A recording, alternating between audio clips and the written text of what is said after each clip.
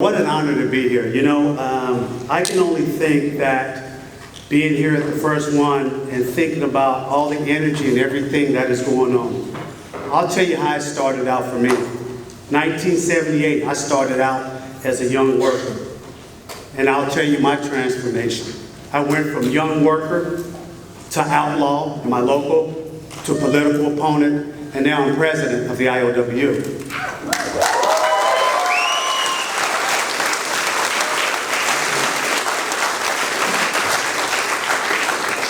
But I think what's so fascinating is when I look out here, you give me a sense of hope, because one day the president of the ILWU, the International Secretary Treasurer, and the Vice President is out here in this audience. It's you. You are the future.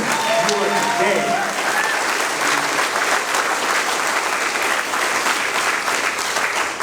I'd be remiss if I didn't thank elders, past and present, whose land we sit upon. And watching all the rallies and the videos and everything, the question I will ask you is, what will you do when you get home? What are you prepared to do? I hear everybody say, kill a worker, go to jail. We need to remind our brothers and sisters in the union, because sometimes we gotta have these painful conversations. There's lack of participation, there's a lot of apathy. We will kill this working class labor movement if we don't have the participation from our brothers and sisters.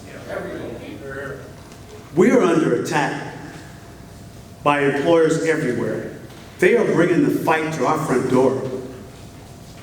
And are we prepared to do something about it? You know, there's a lot of times we have different type of courage. I've known a lot of brothers and sisters that had liquid courage in a bar.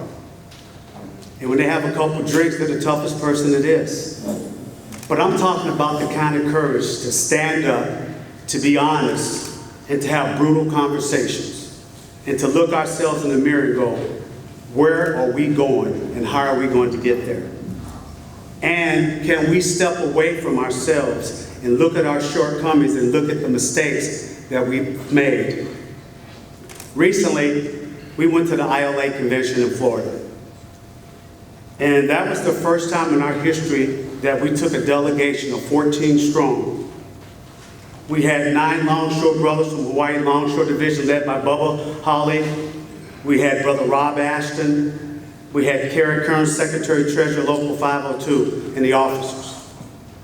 And things had not been good with us in the ILA. And so what I said in my speech is, when you drive in a car, do you look in the rearview mirror, which is that small, or do you look at the windshield in front of you? Can you get past your egos and your pride, and how do we move forward? I think we have an obligation as working people, working class people. That's who we will always be. We will always be under attack. But one thing we ought to be grateful for when the employers attack us, they're making us strong. They're making us fierce. We're always going to have to fight. We ought to be proud of that. We have a working class fighting. We have spirit. We have backbone. We're fearless. We're unafraid. If there's anything sometimes that we fear, it's ourselves. That's what we may fear sometimes. I remember when I was growing up in school, this guy told me, he goes, "It's something about you that makes me afraid." I go, "No, brother. It's something that you know about yourself that makes you afraid. That's what you're afraid of." And some of the issues today, I really appreciate with Brother Zach and Brother Skiv. I love that passion. Brother Dan, I love their militancy. We all got to find our own lane. There are people in this room that they will have their whole life as agitators, rebels, being in the middle. We need those. But we need certain people, they're going to find their lane. They're going to run for union leadership. And they're going to be able to perform in a boardroom and in a courtroom. And then we need other people out in the streets. And so what will your lane be? And we all are different, but we've got to play to our strengths. Another announcement that I made when we were at the ILA convention is that the ILWU, and I am just waiting for the next convention, that someone will put forth a resolution and we will have the first ILWU Women's Conference.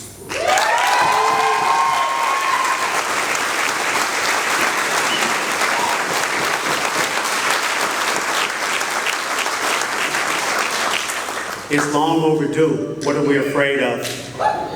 As my grandmother said, if you ain't leading, you're just walking. So we have to step up and we have to grasp this moment in time. And to the young workers out here, this is your time. Seize this moment. The old timers, they had their challenges. Today is your challenge. We do not need to be afraid of automation and technology. We have to have those painful conversations and say to ourselves, there is technology that has human intervention. How are we going to deal with that? Because we will always be here. Right. And we will continue to be here.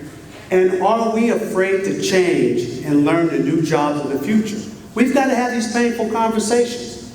We can give the fluff and everything like that, but sometimes you got to say, how do we make sure we're here from 80 years from now? Because there are those that came before us that was in these hard situations, and they made those decisions. And it's up to you. In this room, you're going to be making tough decisions. You are going to be setting the path for the future. For all of us. For the old timers like me, we're going to be dependent on you. And we have to empower you. And you have to step up, and you have to be bold. And we have to go home. Those in the world that can't fight for themselves are dependent on us. We're fearless. We cannot be afraid.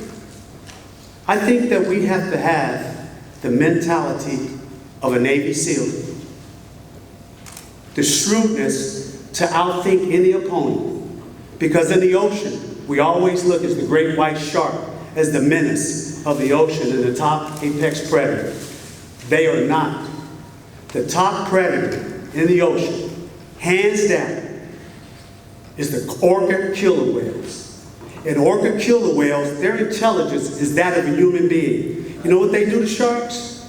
They knock the sharks on their back, they drown the sharks, and they pull the shark's tongue out, and then they go take their liver out, and they let them know, I ain't the one. And sharks are afraid of orca killer whales because they got it right there. And one thing about orca killer whales is they teach their behavior to every animal in that pod. And that's how we got to be. Because as working people, we are surrounded by sharks. And I would tell everyone, I was just talking to Brother Cody Ellis there. Let me tell you about Brother Cody Ellis there. That's a bad brother back there. I don't know if you know about him. He's very mild. But Cody was a football star at the University of Washington. He couldn't get in as a longshoreman. That brother there went to law school. That brother got his law degree. That brother was a fireman, and now he's a B-man in Tacoma. You know what? That's the kind of leadership that could be a president, could be an LRC, could be a business agent. I want Zach and Skiv. I want them out in the streets. I want Dan. I want them out in the streets. But we need some people that's got a different narrative that we can fight on every front. We have to fight on every front. And to our sisters, run for office. Keep running. Don't get discouraged. Leadership is hard. You're going to get beat up. You're going to get talked about. They're going to kick you when you're down. You fall 7 times, you get up 8. Because guess what? There's no higher honor than to serve the working men and women of the working class, of the ILWU, and whatever organization you come from. There are people that got into this union. They had no relatives on the waterfront, but they got in. You look at the diversity. Brother Ed Ferris is a mechanic. Brother Ed Ferris is also an accountant. You have had the best opportunity to meet different people from different backgrounds, and sometimes we look at a person and we judge by first appearance.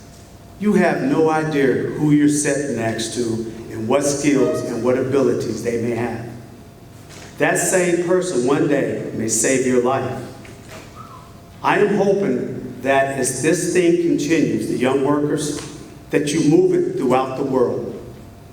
Have it over in Indonesia. Have it in Australia. Go to different places in the world where they're having a fight. It's important. Go somewhere where it's uncomfortable for you. Like in Sri Lanka. They're having a round table in Sri Lanka. Brother Skivington was a little nervous. Him and Brother Ryan there about, oh man, going down to Sri Lanka. Why would you want to go somewhere where it's safe?